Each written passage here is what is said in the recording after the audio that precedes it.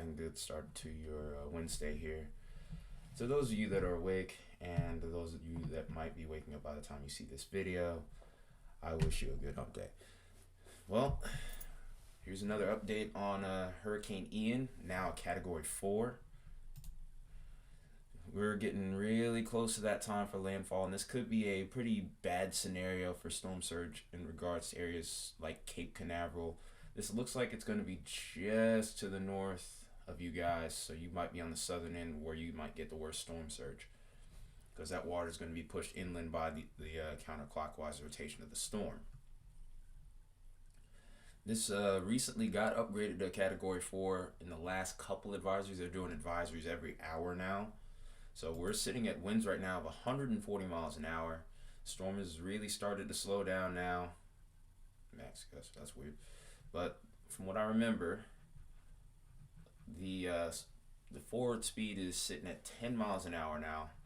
Vast difference from 14. It is continuing to slow, and it's expected to unfortunately now make landfall as a Category 4. Areas that I have the greatest concern for, not only beyond Cape Coral. I can't believe I just said that. But the areas beyond Cape Coral that I'm concerned for, maybe towards Lakeland. I thought I saw Northport right there. Sarasota. You guys need to be on the lookout because time's up. You're already experiencing the conditions out here. You're now probably about to get into the hurricane force winds. The tropical storm force winds extend about maybe 110 to 130 miles away from the center, and hurricane force winds is about 40 miles or so away from the center as of the last time I looked at it. I'm just waking up not too long ago, so yeah. The storm has also been producing a fair amount of tornadoes. I can count at least 7 off of this right now, and I'm sure there's likely to be more today.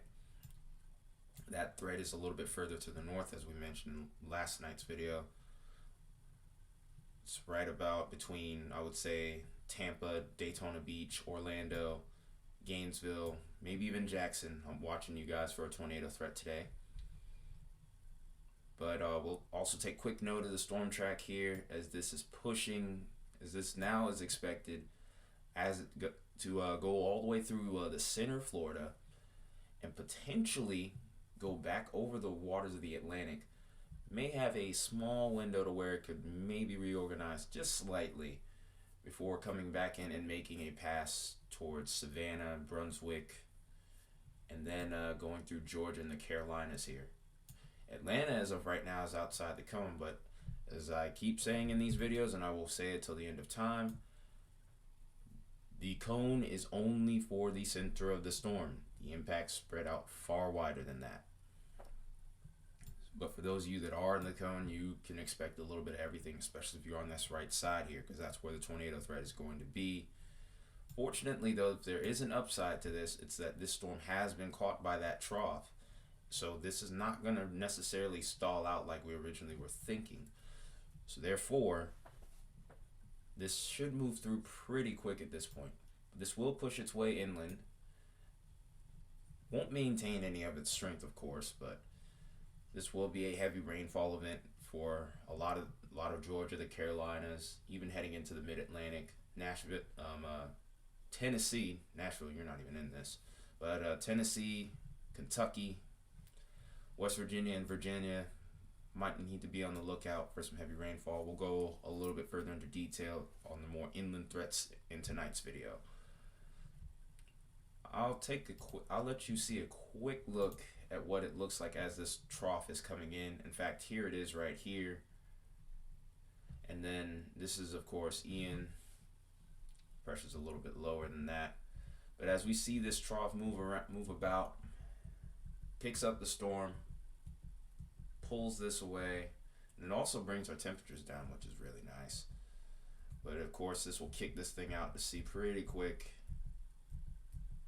And that's just going to be that. By the middle of next week, Ian will be an afterthought outside of the damage being done that may be done by it ahead of time.